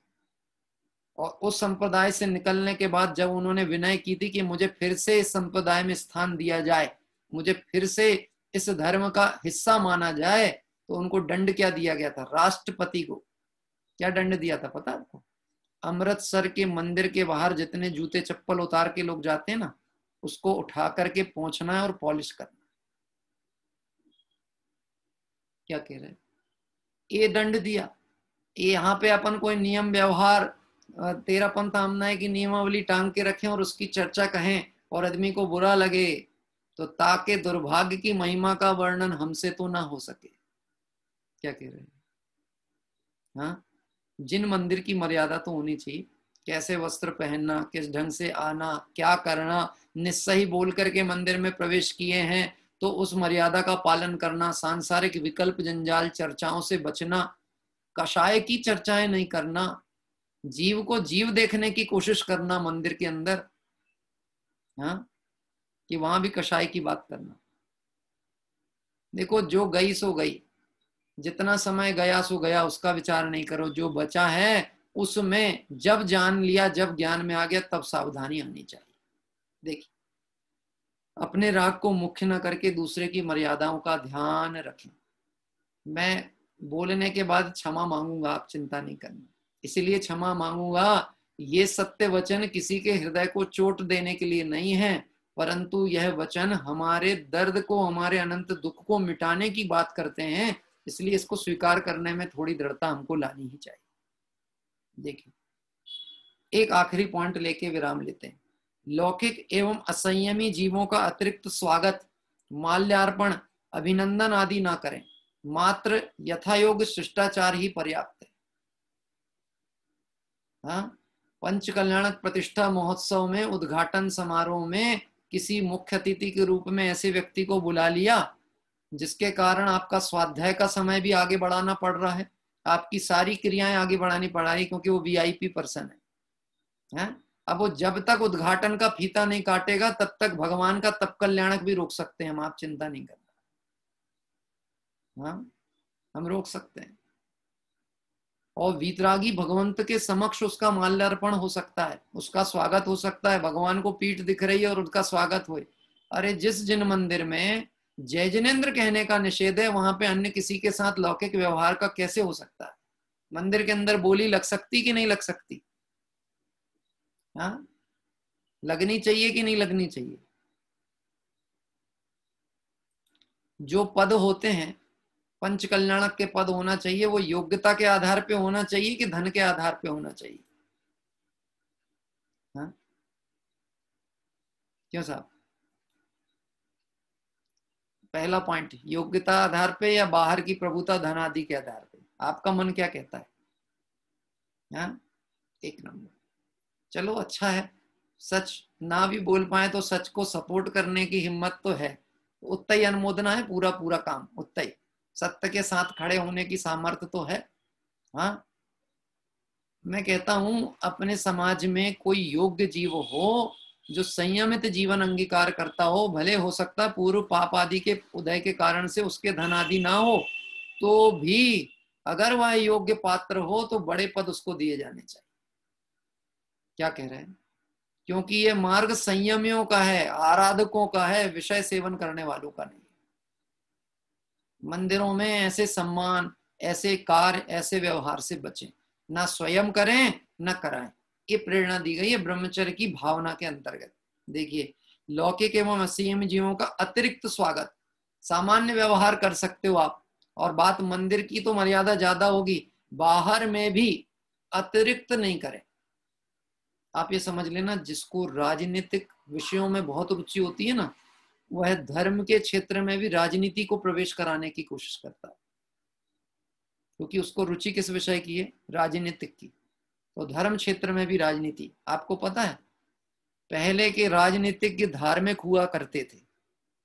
पहले जो राजनीतिक है ना, वह धार्मिक हुआ करते थे। आज के धर्म करने वालों के अंदर अगर राजनीति प्रवेश कर गई तो धर्म खतरे में पड़ जाता है। मैं आपको एक लौकिक दृष्टांत देता हूं। चाणक्य हुआ, कूटनीतिज्ञ था, यद्यपि जैन धर्म का अनुयायी नहीं था, लेकिन नैतिक जीवन बहुत आदर्श और आइडल था उसका, इसलिए उसकी धाक थी। मालूम है कितना नीतिवान था? वह जहां बैठता था, वह जिस जगह पे बैठ करके अपना राजकीय काम करता था, वहां 2 दिए रहते थे उसके पास, 2 दिए। एक दिए में तेल रहता था खुद की तनख्वाह का, और एक दिए में तेल होता था राजकीय कोष के काम करने का। मतलब जो जैसे कहना चाहिए कि अगर अब वो सरकारी ऑफिस में काम कर रहा है तो पंखा चलाएगा, तो जितनी देर शासकीय काम करेगा उतनी देर पंखा चलाएगा, उतनी देर लाइट जलाएगा। कौन सा? ऑफिस के कनेक्शन का है। तो वो दिए में एक दिया ऐसा रहता था जिसमें तेल रहता था खुद की तनख्वाह के पैसे का, और एक दिए में जो राजा ने दिया था व्यवस्था उसका था। तो जितनी देर राजकीय कार्य करता था तो वह दिया कौन सा वाला जलता था? उसका जो तेल शासकीय खजाने के पैसे से। और जैसे ही कोई उसका रिश्तेदार, निकटवर्ती, मित्र, परिचित जन आ गया, वो दिया बुझाएगा, 1 मिनट रुको, दूसरा दिया जलाएगा। हाँ, अब बोलो क्या काम है? मैं कहता हूं कितना तेल जलता होगा? हाँ, कितना तेल जलता होगा? क्या कह रहे हैं? कितना जलता होगा? कुछ नहीं जलता तेल, बहुत ज्यादा, लेकिन एक नीति होती है, उस नीति के कारण व्यक्ति का व्यक्तित्व परिचयात्मक बनता है। इसलिए अयोग्य व्यक्ति का सम्मान नहीं करें, अयोग्य व्यक्ति को इस ढंग का अभिनंदन व्यवहार नहीं करें जिसमें हमें कहना चाहिए जिन शासन के प्रति प्रश्नवाचक चिन्ह बने। अभी हमको अतुल भाई ने मैसेज में भी डाला नॉन वेज और अभक्ष सेवन करने वालों को अपने सामाजिक कार्यों में मुख्य अतिथि वगैरह बनाने का विकल्प ही नहीं करें, बिल्कुल नहीं करें। पंच परमेष्टियों के सम्मान के लिए कोई है ही नहीं दुनिया में। क्या कह रहे हैं? मैं कह रहा हूं कैसे उपमा दे दोगे, कैसे उनका बहुमान करोगे? उनका बहुमान होता है श्रद्धा से, उनका बहुमान होता है उनके गुण चिंतवन से, उनका बहुमान होता है उनके मार्ग के अनुसरण से। हाँ, इसलिए ऐसे लौकिक व्यवहार और असंयमियों से बचना, जिनकी प्रशंसा के नाम पर हम जिन धर्म विरुद्ध प्रवर्तन करते हैं, इससे बचना ही चाहिए। देखिए, मात्र यथायोग शिष्टाचार ही पर्याप्त है। इतनी चर्चा करके अभी की बात को विराम लेते हैं। आइए हम सभी अपने भक्ति के क्रम में चलेंगे। इसके साथ ही मैं सूचना दूं, कल प्रातः काल हम जिस तीर्थ वंदना के लिए जाना चाह रहे हैं, हाँ जी, आज के जो एक तो भक्ति जो ले रहे हैं भाई आ गए हैं, संकेत भाई, संकेत संगई जी पूना से वह भक्ति लेंगे।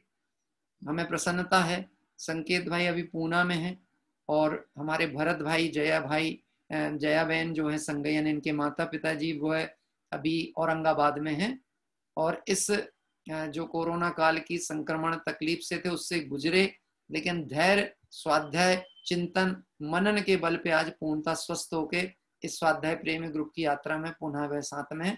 आज उनके बेटे के द्वारा भी भक्ति हम लेंगे। कल प्रातः काल हम सभी तीर्थ वंदना में जो चल रहे हैं, कल बहुत सारे परिवार आमंत्रित कर्ता के रूप में हैं हमारे साथ में, जिनके नाम अभी नहीं, हम सुबह ही आपको घोषित करेंगे। अत्सय क्षेत्र सिहोनिया एक ऐसा क्षेत्र है जो बहुतायत बहुत कम लोग इस क्षेत्र के बारे में हो सकता परिचित हो। सिहोनिया अत्सय क्षेत्र है, अम्बाह इसका दूसरा नाम है, जो कि मुरैना जिले में आता है। और यहाँ पर चौथे काल के 11 मंदिर प्राप्त हुए थे। चौथे काल के समय के 11 मंदिर प्राप्त हुए और 11वीं शताब्दी की अरहनाथ, शांतिनाथ और कुंतुनाथ भगवान की बड़ी बड़ी प्रतिमाएं यहाँ पर हैं। यद्यपि जैसा मैंने जिक्र किया है कि बहुत कम लोग मुझे लगता है इस क्षेत्र के बारे में जानते होंगे, ऐसे अच्छे क्षेत्र पर कल प्रातः काल हम और आप सभी पूजन और तीर्थवाद यात्रा को चलेंगे। और ये पूरा का पूरा क्षेत्र जो प्रतिमाएं हैं ये सब भूगर्भ से ही प्राप्त हुई है, जमीन के नीचे से। 16-16 फीट बड़ी प्रतिमाएं, 11 फीट बड़ी प्रतिमा, इतनी बड़ी बड़ी चौथे काल तक की प्रतिमाएं इस क्षेत्र में प्राप्त हुई हैं। यहाँ पर एक बहुत बड़ा तीर्थ क्षेत्र भी विकसित हो रहा है, ज्ञान तीर्थ, उसका भी कुछ झलक हम कल प्रातः काल पूजन में देखेंगे। आइए हम चलते हैं भक्ति के क्रम में।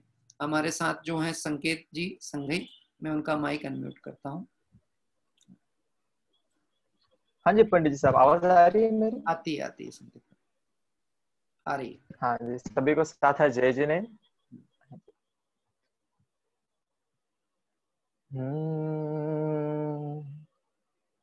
आया कहाँ से कहाँ है जाना,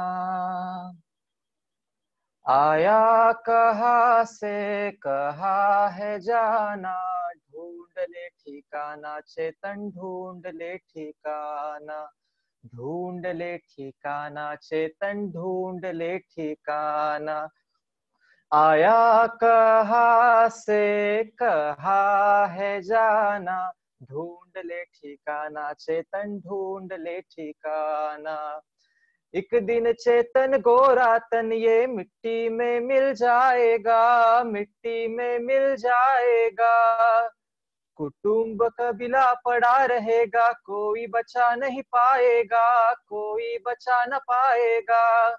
नहीं चलेगा कोई बहाना, नहीं चलेगा कोई बहाना, ढूंढ ले ठिकाना चेतन ढूंढ ले ठिकाना, ढूंढ ले ठिकाना चेतन ढूंढ ले ठिकाना। बाहर सुख को खोज रहा है, बनता क्यों दीवाना रे, बनता क्यों दीवाना रे। आत्म ही सुख खान है प्यारे, इसको भूल न जाना रे, इसको भूल न जाना रे। सारे सुखों का ये है खजाना, सारे सुखों का ये है खजाना। ढूंढ ले ठिकाना चेतन ढूंढ ले ठिकाना, ढूंढ ले ठिकाना चेतन ढूंढ ले ठिकाना।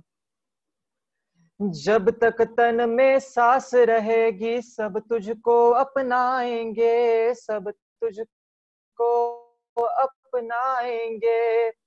जब न रहेंगे प्राण जगत में सब तुझको घबराएंगे, सब तुझसे घबराएंगे। तुझको पड़ेगा प्यारे है जाना, तुझको पड़ेगा प्यारे है जाना। ढूंढ ले ठिकाना चेतन ढूंढ ले ठिकाना, ढूंढ ले ठिकाना चेतन ढूंढ ले ठिकाना। दौलत के दीवानों सुन लो एक दिन ऐसा आएगा, एक दिन ऐसा आएगा। धन दौलत और रूप खजाना पड़ा यही रह जाएगा, पड़ा यही रह जाएगा। कंधा लगाएगा सारा जमाना, कंधा लगाएगा सारा जमाना। ढूंढ ले ठिकाना चेतन ढूंढ ले ठिकाना, ढूंढ ले ठिकाना चेतन ढूंढ ले ठिकाना। गुरु चरणों के ध्यान से चेतन भवसागर तिर जाएगा, भवसागर तिर जाएगा। सम्यक दर्शन ज्ञान से प्यारे दुख तेरा मिट जाएगा, दुख तेरा मिट जाएगा। सारे सुखों का ये है खजाना, सारे सुखों का ये है खजाना। ढूंढ ले ठिकाना चेतन ढूंढ ले ठिकाना। आया कहाँ से कहाँ है जाना, आया कहाँ से कहाँ है जाना। ढूंढ ले ठिकाना चेतन ढूंढ ले ठिकाना, ढूंढ ले ठिकाना चेतन ढूंढ ले ठिकाना। जय जिने। बहुत सुंदर भक्ति अभी भाई संकेत जो कि पूना से हैं उनके द्वारा ली गई। आया कहाँ से कहाँ है जाना, ढूंढ ले ठिकाना चेतन ढूंढ ले ठिकाना। जब तक तन में सांस है चलती सब तुझको अपनाएंगे। सब में कौन अपनाएंगे? जो स्वार्थ के रिश्ते हैं वो सब अपनाएंगे और उनको लगेगा कि स्वार्थ सिद्धि हो रही है तो अपनाएंगे। और जब ना रहेंगे प्राण ये तन में देख तुझे घबराएंगे। मतलब आपको ऐसा पता लग जाए कि व्यक्ति की स्थिति नाजुक है और ठंड के दिन हो तो घर परिवार वाले बोलते अभी मत जाना वहां। बोले क्यों? कि बोले जाओगे और कदाचित देह छूट गई तो नहाना पड़ेगा ना। गजब की जगत की दुनिया है। एक बार नहाना पड़ जाए उस चक्कर में वो रिश्तेदारी संबंध अपनत्व साधर्मी को छोड़ सकता है, अपनों को छोड़ सकता है। इतना विचार करके तो जीवों को वैराग्य आ जाता था। क्या कह रहे हैं? इतना विचार मात्र से दिख दिख जग की स्वार्थ वृत्ति कहीं ना सुख लगारा, रोम रोम से नेमी कुंवर के उपसम रस की धारा। एक सुंदर भक्ति के माध्यम से वास्तव में हमें अपना लक्ष्य और अपना ठिकाना तय करने की बात की है, क्योंकि बिना तय किए हुए यदि मार्ग पे आगे बढ़ेंगे तो भटकना निश्चित है। तो हम सबका लक्ष्य तो तय है, ये तो इसमें कहीं कोई शंका का स्थान मुझे नहीं लगता। बोलो क्या है हमारा लक्ष्य? क्या लक्ष्य है? देखो ऐसा करने में दो फायदे होते हैं। ऐसा कहने में एक तो लक्ष्य सिद्धालय हो गया और दूसरा लक्ष्य एक गायक स्वरूप आत्मा। क्या कह रहे हैं? हाँ? अरे समाधि काल भी चलता हो, कोई किसी से पूछे कहाँ जाना है, कहीं जाना है दर्शन करने के लिए हैं कि चलो भगवान के दर्शन करा दें, ना बोलते बने, थोड़ी भी सामर्थ्य हो तो सिर्फ इतना संकेत कर दिया। क्या कहाँ जाना है ना? अगर बाहर की तरफ से कहें तो सिद्धालय, और देखा जाए तो निज स्वरूप में जाना है, कहीं जाना नहीं है। क्या कह रहे हैं? ऐसे बहुत सुंदर भक्ति के माध्यम से अभी आप और हम सब ने आदरणीय हमारे पंडित राजेंद्र कुमार जी साहब के द्वारा विरचित ये भक्ति है, बहुत सुंदर भक्ति। अभी यद्यपि पंडित जी साहब का भी स्वास्थ्य थोड़ा नरम गरम चलता है, मेरी बातचीत हुई, लेकिन निश्चित ही बड़े धैर्यशाली व्यक्ति हैं और बड़े आराधक और वात्सल्य प्रेमी जीव हैं, बहुत जल्दी स्वस्थ वह भी होने वाले हैं। आइए हम सभी चलते हैं अपने एक जिनवाणी स्तुति पाठ के लिए। यद्यपि जिन भाई या बहन ने किसी ने नाम प्रेषित किया हो, यदि वो हो यहाँ पर तो हाथ उठा दें जिन्होंने भेजा था जी। और हाँ, नहीं होंगे तो फिर देखेंगे हम जी। ठीक है, नीलेश जी के यहाँ से कोई का आया था ना? हाँ, चलिए आप लीजिएगा। मैं अभी पहले भाव प्रतिक्रमण प्रारंभ करता हूँ।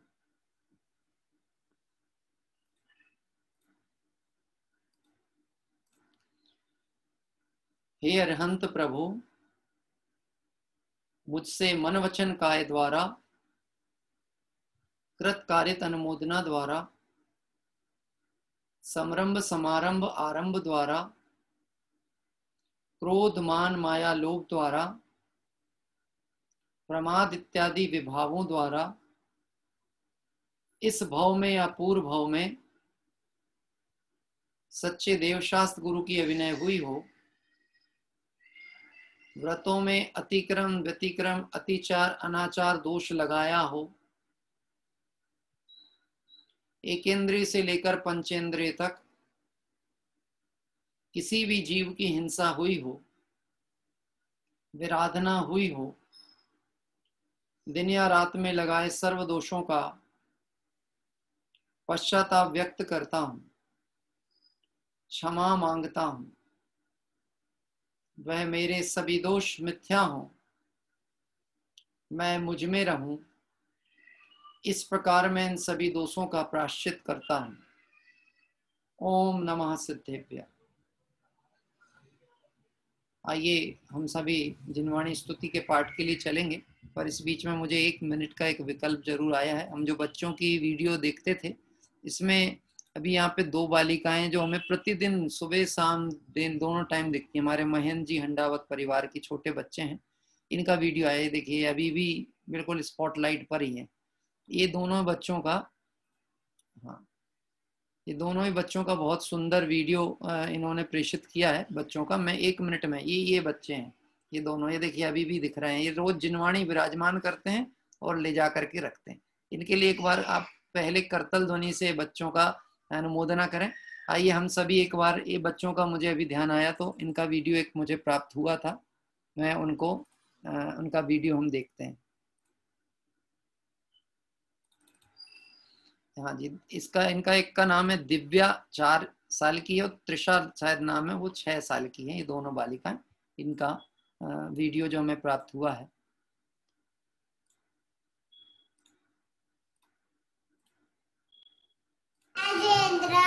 मेरा नाम है द्रव्या Jain. I am 4 years old. जय शेंद्र, मेरा नाम है Krisha लोजन। I am 6 years old. 24 तीर्थंकर के चिन्ह और नाम। पहला द्रव्या, पहला ऋषभनाथ जी का बैल, दूसरा अर्जुनाथ जी का हाथी, संभव नाथ जी का घोड़ा, चौथा अभिनंदन जी का बंदर, पांचवा सुप्तिनाथ जी का चकवा, छठा पद्मा प्रभु जी का कमल, सातवां सुपरनाथ जी का साधिया, आठवां चंद्र प्रभु जी का चांद, नौवां पुष्पदन जी का मगर, 10वां शीतलनाथ जी का कलल प्रभु, 11वां श्रेयांसनाथ जी का गेंडा, 12वां वासुपुत्र जी का भैंसा, 13वां मीमलनाथ जी का शुकर, 14वां अरनाथ जी का अनंतनाथ जी का सेही, 15वां धर्मनाथ जी का वज्रधन, 16वां शांतिनाथ जी का हिरण, 17वां कुंतुनाथ जी का बकरा, 18वां अरनाथ जी का मछली, 19वां मल्लीनाथ जी का कलश, 20वां मुनि सूरतनाथ जी का कछुआ, 21वां नमीनाथ जी का नीलकमल, 22वां नेमीनाथ जी का शंख, 23वां पारसनाथ जी का सन, 24वां महावीर भगवान जी का सिंह जय जयेंद्र। बहुत सुंदर। अभी ये बालिकाओं के द्वारा अभी यहाँ पर हमने 24 तीर्थंकर के नाम सुने। मैं निश्चित ही मैं स्वयं अपनी एक बात कहूँ, अगर मैं सच कहूँ तो मुझे आज भी 24 तीर्थंकरों के 24 चिन्हों के साथ नाम याद नहीं रहते। कुछ थोड़े बहुत तो याद रहते, बाकी मैं भूल जाता हूँ। तो ये बच्चों को जब सुनते हैं, और गजब की बात है सब इंग्लिश मीडियम में पढ़ने वाले बच्चे हैं, और उसके बाद भी हिंदी के नाम, हिंदी की संख्या, कम से कम चलो अपनी संस्कृति, कल्चर और भाषा का ज्ञान, अगर वो धर्म दृष्टि से भी जुड़े रहें और इतना सीखते चले जाएं, ऐसी हमारी भावना है। आइए अब हम चलेंगे जिनवाणी स्थिति का श्रवण करने के लिए। ये बच्चों का जो भी पुरुषार्थ है, इनकी हमारी बहुत बहुत अनुमोदना है जी।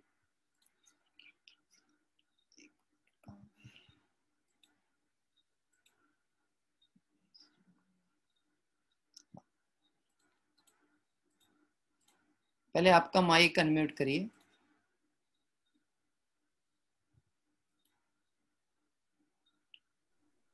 महावीर विनायक, महावीर विनायक। अच्छा, हाँ, 1 मिनट मैं देखता हूँ फिर। है उसमें। है। हाँ, मिल जाएंगे बिल्कुल।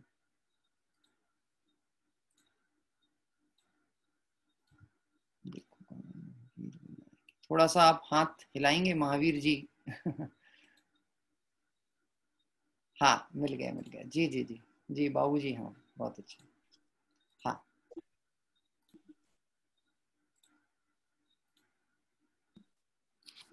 जी बाबू जी, प्रारंभ करिए।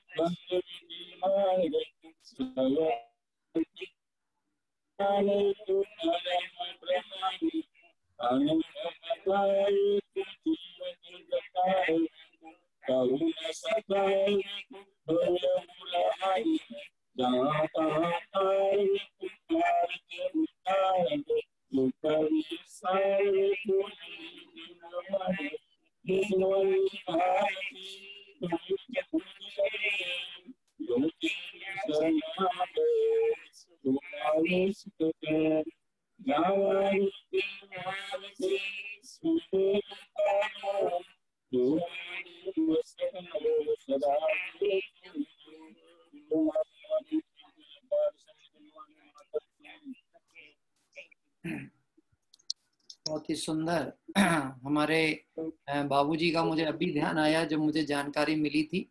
अभी वर्तमान में 80 वर्ष के आसपास की आपकी आयु है, लेकिन बहुत उत्साह के साथ प्रतिदिन हमारे स्वाध्याय में, तीर्थ यात्रा में, सभी कार्यक्रमों में आप उत्साह से जुड़ते हैं। और आप लोगों का ऐसा उत्साह और बल देखकर युवाओं को निश्चित ही प्रेरणा मिलती है। आप निश्चित देखेंगे अभी हमारे आदरणीय पप्पा जी भी इस समय वो अपना स्वास्थ्य लाभ ले रहे हैं हॉस्पिटल में, इवन आईसीयू में। इसके बाद भी आज फिर मैंने दिन में परिवारजनों को सूचित किया कि वो 2-2 घंटे तक मोबाइल ऐसा पकड़ के हाथ में रखते थे। तो मैंने कहा भाई कुछ स्टैंड वगैरह का इंतजाम उनके लिए करें। आप सोच सकते हैं 83 की एज में भी कितना अंतर बल। अरे शरीर में थोड़ी अशक्तता होने के बाद भी आज बहुत उत्साह से उन्होंने आराधना की और कर रहे हैं, और निश्चित ही शीघ्र स्वस्थ होंगे। और ऐसे जो हमारे बड़े बुजुर्ग लोग हैं, इनका साथ पाके हमें बहुत उत्साह आता है। आइए हम सभी माँ जिनवाणी का स्मरण करते हुए कायोत्सर्ग करेंगे। नमो हरिहंताणम, नमो सिद्धाणम, नमो आयरियाणम, नमो वज्रायाणम, नमो लोय सब साहूणम, नमो हरिहंताणम, नमो सिद्धाणम, नमो आयरियाणम, नमो वज्रायाणम, नमो लोय सब साहूणम, नमो हरिहंताणम, नमो सिद्धाणम, नमो आयरियाणम, नमो वज्रायाणम, नमो लोय सब साहूणम। जय बोले द्वादशांग में जिनवाणी माता की जय हो। देव शास्त्र गुरु भगवान की जय हो। अनंत अनंत सिद्ध परमेष्टि भगवंतों की जय हो। कल प्रातः काल हम सभी जो पूजन करेंगे, ये देखिए ये वाली एडिशन आपके पास में होगा, अध्यात्म पूजांजलि, है ना। ये एडिशन आपके पास हो तो इसमें शांतिनाथ, कुंतुनाथ, अरहनाथ भगवान की पूजन है। हमारे आदरणीय बड़े पंडित साहब के द्वारा विरचित पूजन है और लगभग सभी जगह उपलब्ध है। अपने जो प्रकाशन है वह विदिशा का कुंद कुंद कहान स्मृति ट्रस्ट का प्रकाशन है। आप देख लें कवर, यदि उपलब्ध हो तो आप अपने पास रखिएगा। हम 5 या 6 पुस्तकें रहती हैं हमारे पास में। हाँ जी, हाँ यही पुस्तक जो रतन जी साहब दिखा रहे हैं, ये 5-6 पुस्तकें हैं जो हम बदल बदल के जिनमें से पूजन लेते हैं। तो आपके पास हो तो इस पुस्तक को आप रखिएगा, क्योंकि कई बार नेटवर्क बहुत दिक्कत करता है तो आपके पूजन वांचन में व्यवधान ना आए, इसीलिए आप उसका आलम्बन रखिएगा। आइए हम सभी इस तरह से वितरागी भगवानों के द्वारा प्ररूपित यह ब्रह्म स्वरूप आत्म तत्व की चर्चा का आराधन करके शीघ्र ही संसार दुखों से मुक्त हों और सिद्ध गति को प्राप्त करें, इस भावना से विराम लेते हैं। सभी साधर्मियों को जय जिनेन्द्र।